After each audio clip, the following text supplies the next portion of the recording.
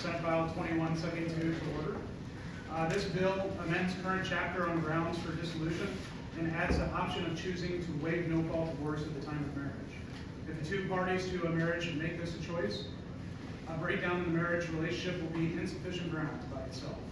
Instead, the petitioning party will have to prove any of the following: adultery, that the other party is a felon, that the other party has left the home for more than a year, that the other party has physically or sexually abused the petitioner or a child of one of the two parties. The two parties have been living apart for 2 years or more. And so, in opening with this delay, the grounds for some context of this, I thought it was interesting in studying this topic out that Iowa is one of 17 states that has just no-fault divorce and no other option in regards to waiving no-fault divorce on the back end of marriage or waiving no-fault divorce on the front end of marriage. There's 4 states that have a traditional marriage option, which that can be defined in different ways. It could be defined as you need to go through premarital counseling before you get married and get your certificate, as well as waiving no-fault divorce option on the front end. It could be between a man and a woman. None of those things are within this bill. This bill is a bare bones bill for a reason to have the conversation about, is there more that we should do in Iowa? So 33 states, again, have some sort of option besides no-fault divorce, and we'll cover some of those grounds. In some states as well, they provide a waiver, so if you choose this option, if both parties agree to having a divorce with irreconcilable differences, that the court would honor that decision as well. So pretty much every option is on the table. I want to make sure that Iowans have those options.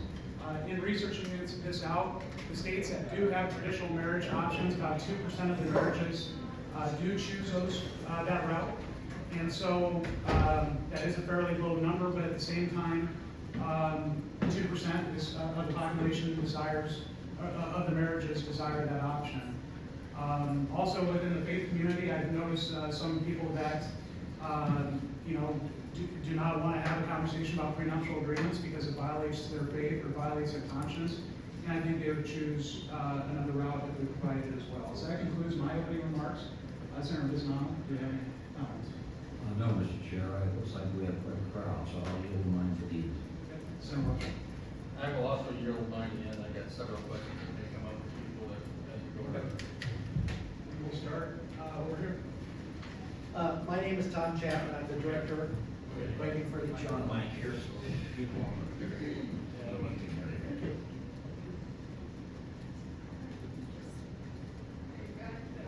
Thank you.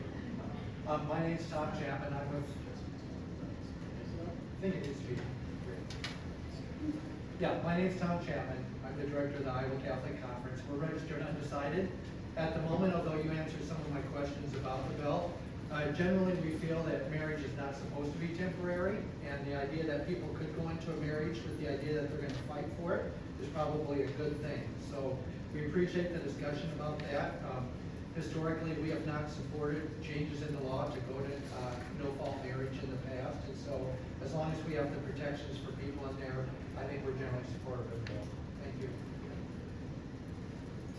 Hello, my name is Layla Staten. I live in Grundy County, and I am opposed to this bill.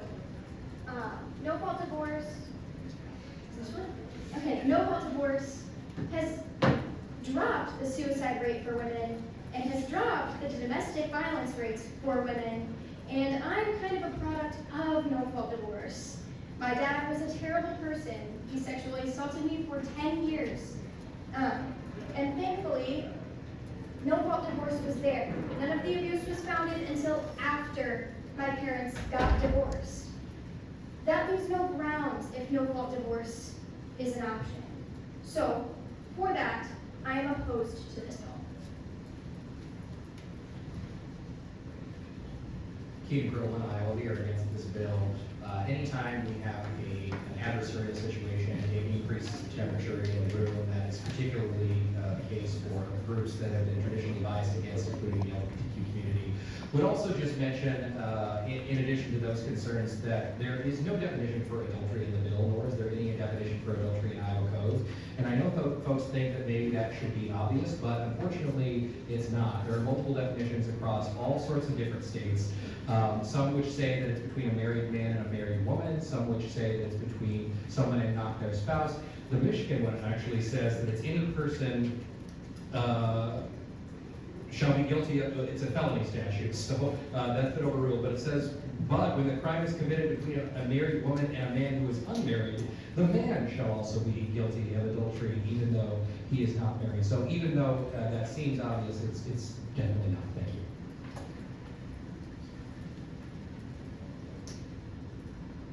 Hi there, I'm Laura Hester with the Iowa Coalition Against Domestic Violence. We urge you to oppose this bill.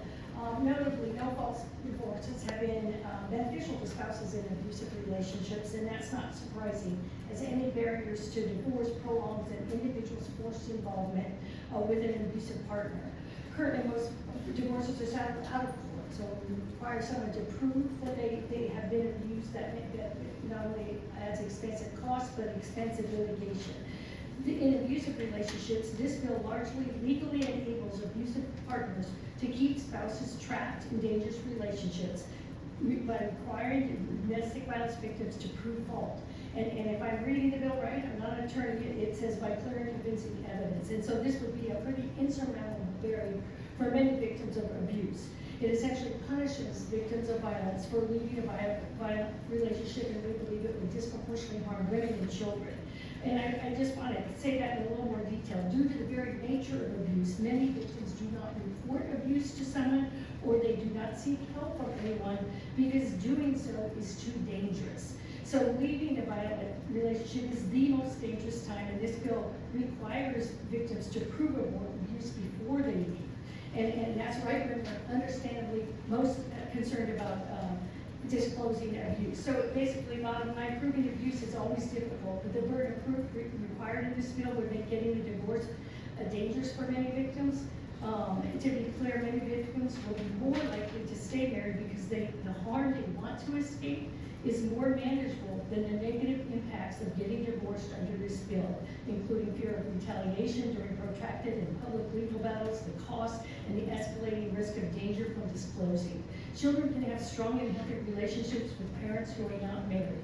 It's well documented that they do best with the least amount of conflict, but giving legal permission for abusive partners to keep people trapped in a marriage is harmful. We cannot keep questioning why people stay in violent relationships when we continue to propose policies making it impossible to leave. I got a quick question for you. You said clear and convincing evidence. I see it under the waiver section. I don't see it under the abuse section. So can you just tell me where that's at? So I was looking at that. I'm not, so maybe it is. Okay, I saw it under the waiver. I wanted to make sure it wasn't in another location that I missed. If you did. Yeah, no, but either way, having to prove fault is a burden. I just was verifying to make sure Yeah, it wasn't in this section. I thought it was. Hi there, Lisa Davis with the Iowa Association for Justice. Our family law attorneys have reached out to me on this, and we are registered as opposed. Thank you. Good afternoon. My name is Jennifer Kirkman. I am a practicing family law attorney in House District 99. House District 99 is right on the Mississippi River, so I practice in both Iowa and Illinois. I want to point out a couple of things about no-fault divorce. First and foremost, that we already have a statutory provision that requires a 90-day waiting period to get a divorce in the state of Iowa. That's from the date of service of the respondent. So there's already a preservation of marriage or a contemplation of marriage provision in there for the 90 days. The other thing that I'd like to point out is that there's also a conciliation provision that already exists in our Iowa code. If the respondent wants the parties to go to marriage counseling, they can request conciliation. So having a fault ground in there is only going to be additional barriers to people that are the victims of abuse. I have a number of clients who don't even want to go to their civil no contact order hearings because they don't want to live through the abuse that they've already suffered. I also, like I said, practice in Illinois, where fault ground was the law of the land up until about 2016.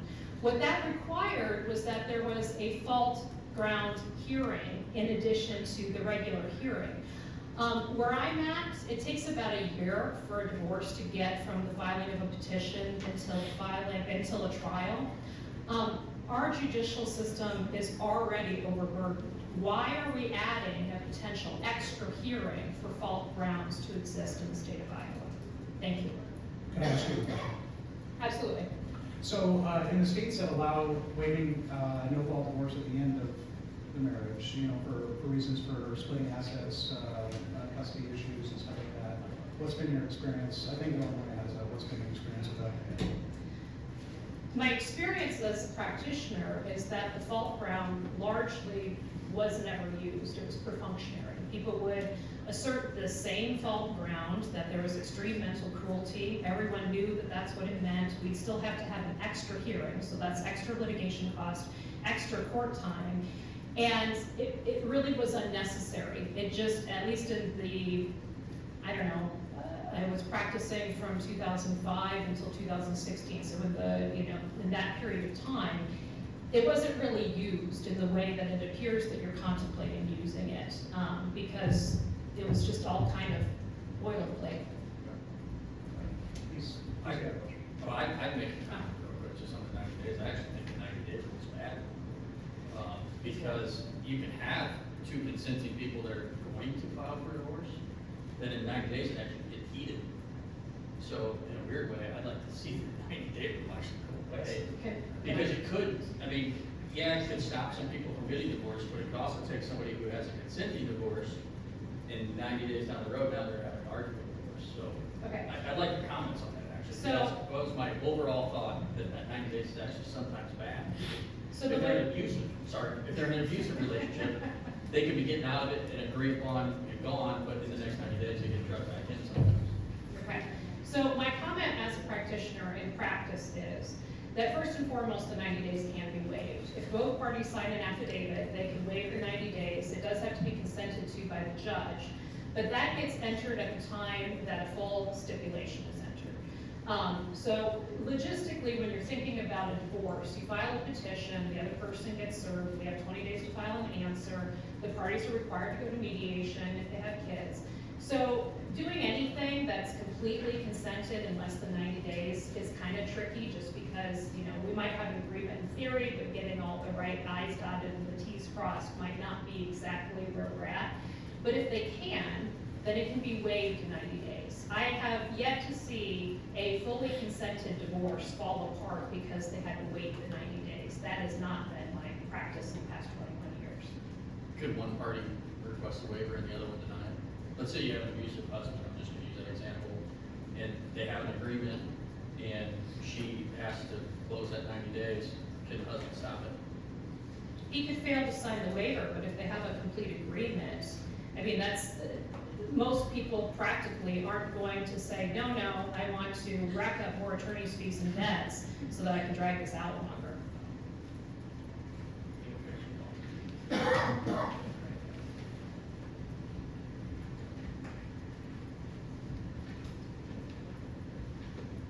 My name is Cynthia Passion. I have a home in Story County and a farm in Hamilton.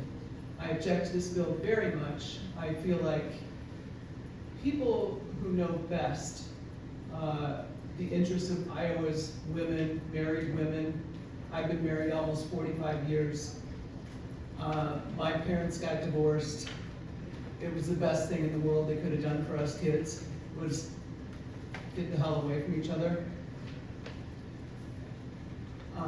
My youngest child is transgender, and when they identified as female, they were in two very violent relationships. We got a call one night, "Dad, can you come get me?" My husband gets in the truck, drives all the way to Michigan. This young man had punched a hole in the drywall and said to my child, "You're next." He took her car. He still had keys to the apartment. So my husband had to load up my child and their chinchilla, whatever belongings they could grab, and get her the hell away from this violent man. they weren't married, but you've got no business telling women to stay with somebody who's gonna kill them. Thank you. I'm Connie Ryan, and I'm not representing anyone today, just myself. And my question is that under the waiver section, one of the waivers is the other party has physically or sexually abused the party seeking the order. It does not include emotional abuse. Abuse is, comes about in a lot of different ways, and it does not always include physical or sexual abuse. But it is as dangerous and it is as traumatizing and harmful. That should, if you're gonna do this, waivers should also include the possibility of emotional and harassment, etc.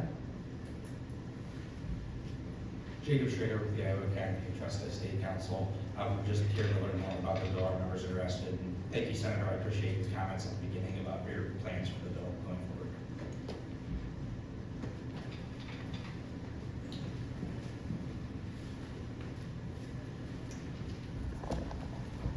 My name is Stacy Warren. I am a family law practitioner practicing exclusively in the area of family law in Des Moines. I'm a co-owner of Cashett Warren Family Law. I'm a past chair of the Iowa Bar Association Family and Juvenile Law section.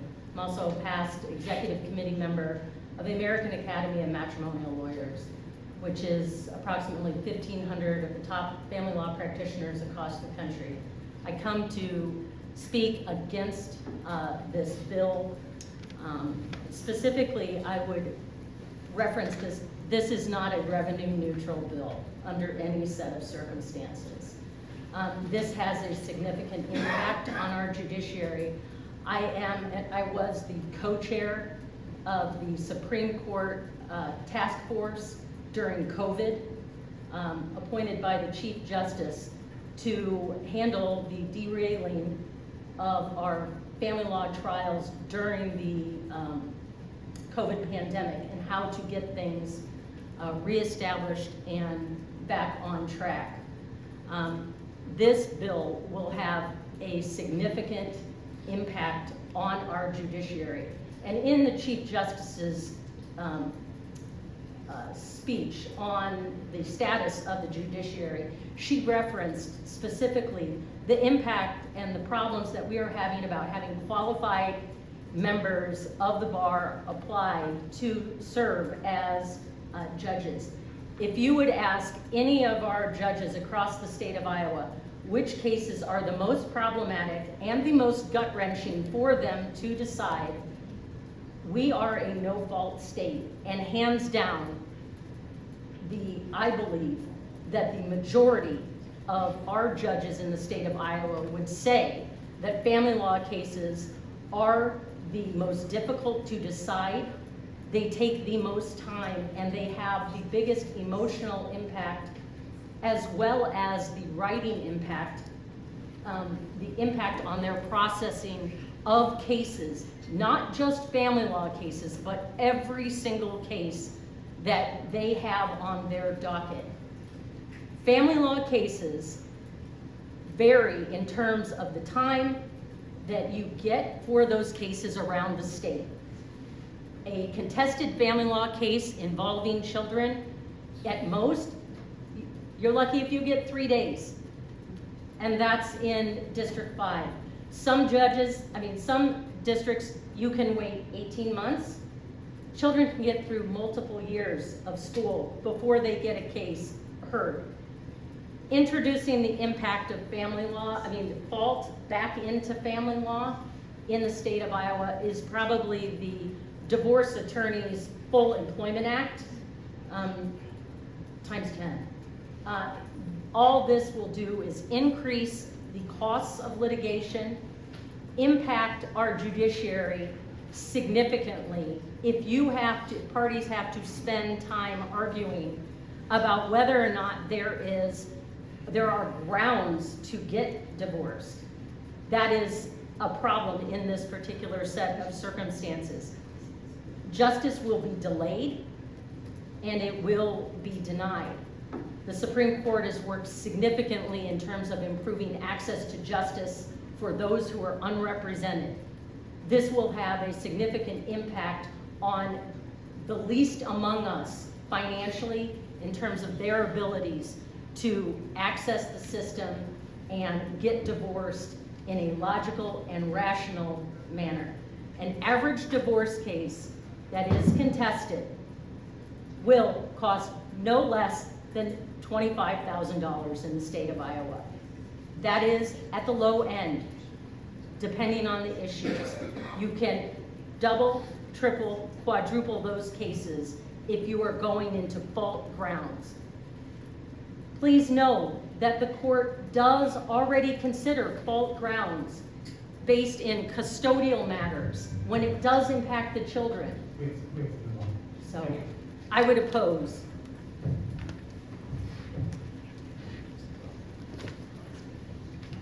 Good afternoon. My name is Brent Cashett. I am the other half of Cashett Warren Family Law. The Warren part is my wife, and she asked me to come today. I will tell you she is the smart one, so you should definitely listen to her. But what I will tell you is this. I likewise am a past chair of the Family Law section of the Iowa State Bar Association. I'm also the past chair of the Board of Law Examiners in the state of Iowa. I'm also a past president of the American Academy of Matrimonial Lawyers, being the only one from the state of Iowa. I'm going to share something from our organization at the end, but I want to share two stories. First of all, I am the son of a pastor.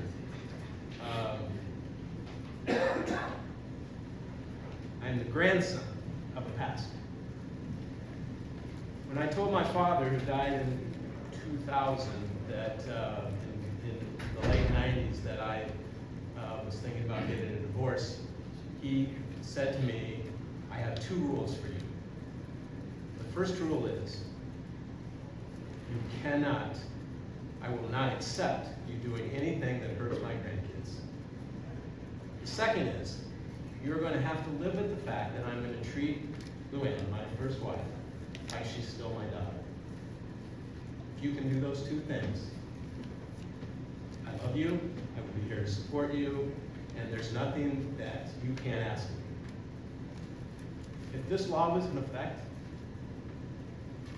I'm afraid I wouldn't have been able to hold up those two rules. If I would have to prove fault for my first wife, who I still do holidays with it, our kids are 35 and 31. We don't have to, we do it because we care for each other. If you say out loud the things that this bill might require you to say out loud, you can't take it back. And even though, in my case, my kids were 7 and 3, they're going to find out about that at some point. And I just don't think that's fair to our children. The other is, my mentor, who is also a past president of the American Academy of Matrimonial Lawyers, told a story that he hired a gentleman to be an associate attorney at his firm. And the gentleman said, you represented my dad.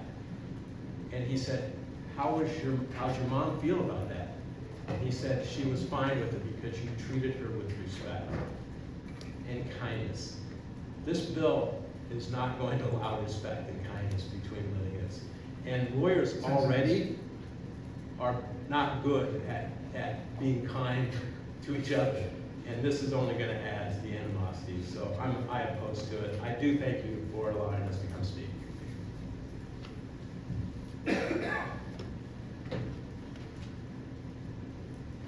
Hi, Laura Buzzard from Colorado County. I would just like to say that rolling back no fault divorce, even as an option, is like a trap, one with no good reason to be set.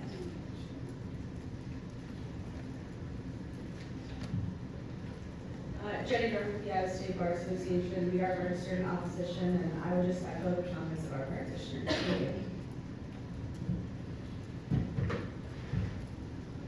Curtis Power with 314 Families. We're registered in opposition to Senate File 2172. Generally speaking, when we speak about legislation, we always ask the question, do we need this bill? Our conclusion is no, and it is for the foregoing reasons. One, last year when you ran your bill to remove the post-secondary education subsidy requirement from the divorce code, you made the statement that you wanted to remove means to unnecessarily harass or worsen relationships with divorced parents or between them. It is our belief that this does just that.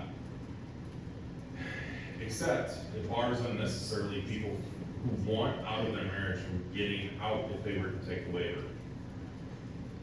2, adding more remedies to the code that is a personal preference that's between the parties, not the place of the legislature to get involved. It only creates more things to fight about. We should make things like marriage harder to get into, not harder to get out of. For people who are Christians like myself, this does feel counterintuitive. 3, currently, couples can enter into prenuptial agreements that would award financial incentives and/or penalties based on certain acts and performances during the marriage, so long as the prenuptial agreement has been properly executed and remains enforceable. This waiver would be executed at the county recorder's office, and it should not be. A prenuptial agreement, at least, is recommended to be viewed by a licensed attorney in the state of Iowa. The ability to sign a form to waive a right to a no-fault divorce has great potential for substantial contests involving the allegation of inducement and duress. This is also a matter of the church. Maybe the state should just stay out of marriage and divorce and leave it to the church. That's all I have. Thank you. Caitlin Jarzen with the Iowa Judicial Branch. We're registered undecided on the bill because we do not have a position on the policy. However, the fact findings of cases under this bill would be a lot more time intensive and would put a significant strain on the judicial branch. I don't believe we've received a fiscal note yet, but we can provide more detail if we do. Thank you.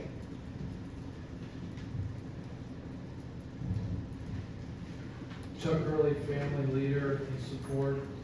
Just want to remind, I know you legislators know this, but just watching media and everyone, I want to remind, this is voluntary. Our Iowa code should recognize our constitutional freedom of contract. And without this, frankly, that is not the case for married couples in Iowa. And as Senator Green pointed out, 33 states do recognize some freedom of contract in regard to this matter. Historically, for about 900 years in Western law, the marriage contract was sacrosanct. Reagan said, in hindsight, it was the biggest public policy mistake he made, signing the first no-fault law in the United States in 1969. From our organization's standpoint and my personal standpoint, marriage is the foundation stone of families and society. Strengthening the importance, gravity, and permanence of marriage is desperately needed. Kids suffer the most from rampant divorce. Divorce should be discouraged and avoided when possible, and couples should have the right to build a stronger foundation.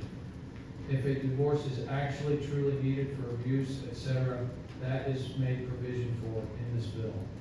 And for those of us who revere the Bible says very plainly, God hates divorce. Thank you. Thank you. Due to time, unfortunately, we'll have to go to closing remarks. Senator Bizanano. Thank you, Mr. Chair. Listening today, I'm not really surprised at what I'm hearing, because I think this was something that was settled years ago because of what we're hearing today. Nothing's really changed other than, and this is the scary part I find, is when you have to have evidence, and we are now entering the age of artificial intelligence, you can create evidence. And that's scary in and of itself, to defend yourself against accusations of written word or of pictures, photos, videos. When you start to define out adultery, online relationships, or is it adultery? I mean, you read these all the time, people, how they take it. But what I want to focus on, and what I've heard here from a couple people, is the children's involvement. And I find by going backward, that we're going back to where children are in the middle. And what side are they going to take? And what kind of abuse because they take the wrong side? I really think that where we're at, We have better domestic abuse protections. Still obviously not enough, but we have protections. And a lot of the domestic abuse part is what drove this type of legislation. That and the children. And a gentleman mentioned, is there's things that could be produced or said that can't be taken back. And at the point of heat, you lose sight of what you're saying or what you're doing and the impact of that. So I hope that this bill doesn't move along because one is I think it's been settled, and I think you're sincere, Senator Green, in your motive. I would not question that. But I think we have many issues to deal with this year, and this one I think is a lot more detrimental than what on its face you want to accomplish. So I won't be signing subcommittee. So much. Thank you, Senator Harry. This original bill, in my mind, I don't have a problem with at-fault divorce. What I have a problem with is at-force involvement when it traps somebody inside of a marriage. My idea of at-fault divorce is making some sort of penalty for a person who maybe beats up their wife, or wife beats up their husband in the form of domestic abuse, and still splits assets and custody and all that 50-50, where I don't think we should be necessarily looking at custody 50-50 in a case where there's been domestic abuse. Or, you know, we talk about emotional abuse. There's also a bill that I put in this year for coercive control, which happens in families that I've learned about throughout the state, where maybe the husband or the wife is holding all the money and saying, good luck trying to leave, I have all the money. Other things that they're doing inside of those marriages that is inappropriate, and we then, talking about children, put children in the middle of that and then split the control off to somebody who may have done really bad harm to the other parent. In Iowa, if you do that harm in front of a child, it's child abuse. We're handing kids back over in a 50-50 situation to child abuse. So the way I look at this bill is it would need to be completely rewritten, because it would need to be a form of at-fault divorce for child custody and for assets only, which still means you're no fault underneath it. I think a lot of the states throughout the country allow that. I believe it's 11, where you can choose fault only for the assets and the child custody side, but you can still, it's still an underlying no fault state for the actual divorce. I don't believe that we should necessarily trap people within marriages.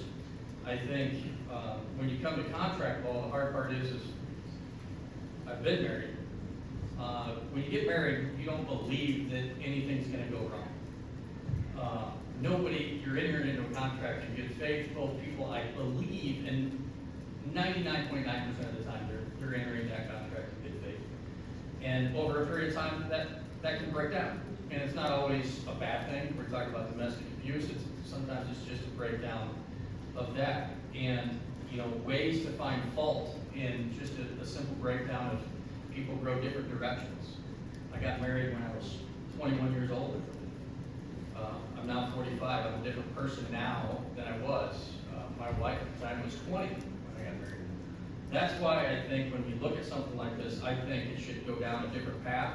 And that path should be, if you wanted to enter into this, it would not be a no-fault divorce, but it would be a no-fault when it comes to how those assets get split. If somebody beats up their significant other, I think they should get 50% of everything. I just think that's wrong.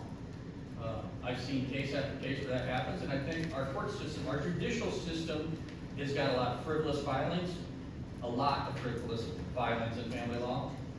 My answer that I got from the judges and the attorneys in my area is, well, when it comes to family law, we just throw all the rules out the book.